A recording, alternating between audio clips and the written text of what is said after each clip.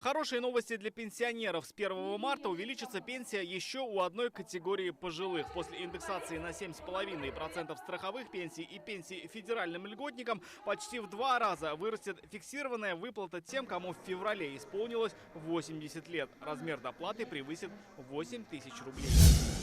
С 1 марта вступают в силу новые правила Центробанка. Изменится коэффициент риска по ипотечным кредитам. Если заемщик внесет до 20% первоначального взноса, а соотношение всех платежей, включая ежемесячный платеж за ипотеку, будет превышать 80% дохода, оформить ипотеку будет сложнее. В России увеличится лимит по программе IT-ипотеки еще на 200 миллиардов рублей.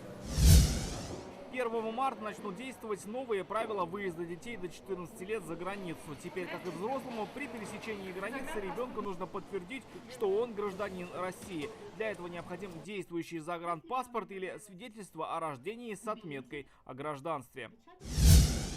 Новости для собаководов. С марта, согласно постановлению республиканского правительства, вступают в силу новые требования к выгулу четвероногих. Теперь их можно будет выводить на улицу исключительно в ошейнике и на поводке. Самовыгул под запретом. Кроме этого, теперь, чтобы завести собаку, жителю коммуналки или малосемейки придется спросить разрешение у соседей. В противном случае штраф до 3000 рублей.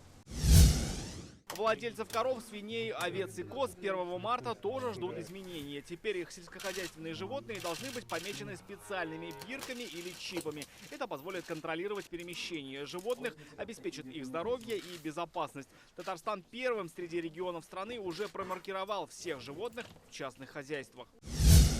Маркировка появится и на новых видах товаров. Теперь производители, импортеры и продавцы будут обязаны контролировать их наличие на детской и газированной воде, соках в алюминиевых и пластиковых банках. А еще на слуховых аппаратах, коронарных стентах, компьютерных томографах и санитарно-гигиенических изделиях.